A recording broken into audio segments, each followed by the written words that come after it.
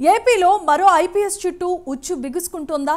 మాజీ MP MLA Raghurama Krishnam Raju custodial torture case climax కు చేరిందా?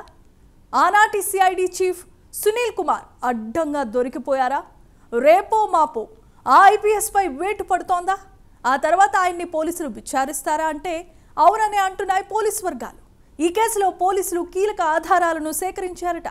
ఇప్పుడు ఆధారాలతో సిఐడి మాజీ చీఫ్ను అరెస్ట్ చేసే అవకాశం ఉన్నట్లు టాక్ వినిపిస్తోంది.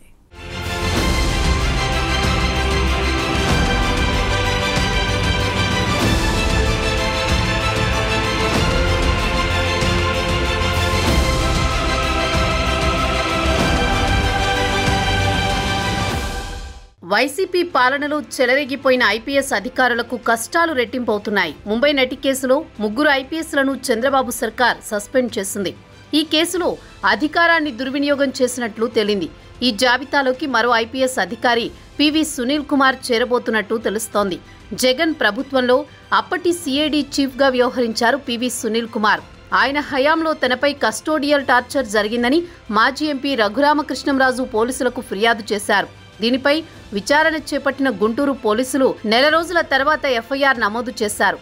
కస్టోడియల్ టార్చర్ కేసు విచారణ చివరి దశకు వచ్చింది. ఇందులో భాగంగా సిఐడి పోలీసులను విచారించారు గుంటూరు పోలీసులు. అందులో కీలక విషయాలు బయటపడ్డాయి. PV Sunil Kumar CID chief గా ఉన్న సమయంలో విధులు నిర్వహించిన సిఐ ఎస్ఐలు కీలక విషయాలను బయటపెట్టారు. దీంతో ఐపీఎస్ సునీల్ కుమార్ చుట్టూ ఉచ్చు బిగుసుకుంటోంది. విచారణలో సేకరించిన ఆధారాలతో డీఐజీకి నివేదిక ఇవ్వనున్నారు. అనంతరం ఆయన ప్రభుత్వానికి సమర్పించనున్నారు. ఈ క్రమంలో ఐపీఎస్ అధికారిని సస్పెండ్ చేసి విచారించే అవకాశం ఉన్నట్లు అంతర్గత సమాచారం.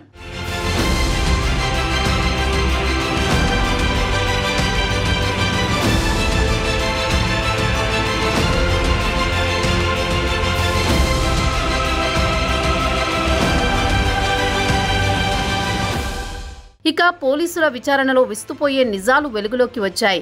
ఉన్నతాధికారుల ఆదేశాల మేరకే రఘురామను కొడుతూ వీడియో కాల్లో సిఐడి బాస్కు చూపించామని అప్పట్లో విధులు నిర్వహించిన సిఐ ఎస్ఐ సిబ్బంది పోలీసులకు వాంగ్మూలం ఇచ్చారు. అయితే కొట్టడం అంటే అలా కాదంటూ కాల్ కట్ చేసి సునీల్ కుమార్ తన సిబ్బందితో నేరుగా రఘురామను నిర్బంధించిన గదిలోకి వచ్చి దగ్గరుండి కొట్టించారని వారు తెలిపారు.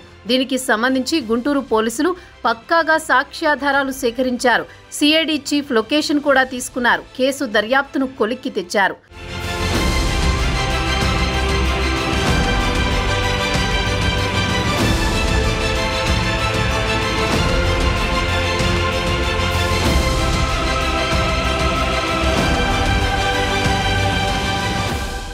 రఘురామ ఎంపీగా ఉన్నప్పుడు అప్పటి సీఎం జగన్ కు వ్యతిరేకంగా మాట్లాడుతున్నారని ఆయనపై రాజద్రోహం కేసు నమోదు చేశారు.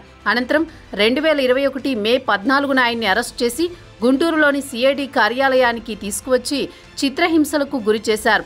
అయితే కూటమి అధికారంలోకి వచ్చాక ఈ వ్యవహారంపై రఘురామ ఈ ఏడాది జూలై 11న తనపై హత్యాయత్నం చేశారని గుంటూరు స్టేషన్లో ఫిర్యాదు చేశారు. మాజీ సీఎం జగన్, అప్పటి CID chief Sunil Kumar, intelligence chief Seetharamanjaneyulu, దర్యాప్తు అధికారి విజయ్ పాల్, అప్పటి జీజీహెచ్ సూపరింటెండెంట్ డాక్టర్ నీలం ప్రభావతిని నిందితులుగా చేర్చి వారిపై హత్యాయత్నం కేసులు నమోదు చేసి విచారణ చేయాలని ఫిర్యాదులో కోరారు.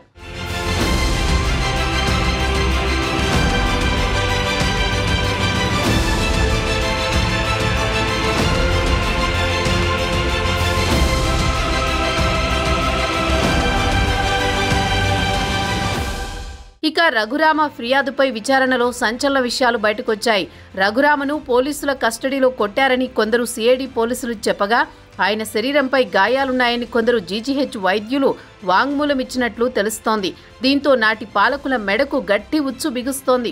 ఈ కేసులో ఒకరిద్దరు పోలీసులు అప్రూవర్లుగా మారే అవకాశం ఉన్నట్టు పోలీసు వర్గాల సమాచారం. రఘురామను అరెస్ట్ చేసిన రోజు రాత్రి కర్చీఫ్లు ముఖానికి కట్టుకున్న 4 వ్యక్తుల్ని తీసుకుని సిఐడి బాస్ కార్యాలయానికి వచ్చారని అక్కడ విధుల్లో ఉన్న సెంట్రీ వాంగ్మూలం ఇచ్చారు. కాల్ డేటాతో ధృవీకరించుకుని సెంట్రీ ఇచ్చిన సమాచారం ఆధారంగా గుంటూరు కార్యాలయంలో ఆ రోజు రాత్రి సిఐడి చీఫ్ సునీల్ కుమార్ ఉన్నారా లేదా అన్న విషయంపై పోలీసులు దృష్టి పెట్టారు. ఆయన కాల్ డేటా సేకరించి సాంకేతిక ఆధారాలతో ధృవీకరించుకున్నారు. అప్పుడు విధుల్లో ఉన్న 4 సిఐలు, 3 ఎస్ఐలు, కొందరు సిబ్బందిని పిలిపించి వారి నుంచి వాంగ్మూలం తీసుకున్నారు.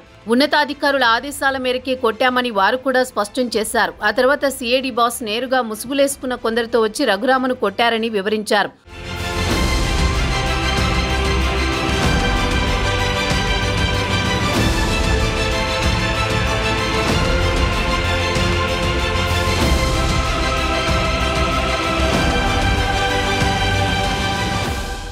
ఇకపోతే RRRను కస్టడీలోకి తీసుకున్న సమయంలో దర్యాప్తు అధికారిగా గుంటూరు సిఐబి ఏఎస్పీ విజయపాల్ వ్యవహరించారు. కస్టడీలో ఏం జరిగినా అందుకు దర్యాప్తు అధికారే బాధ్యత వహించాలి.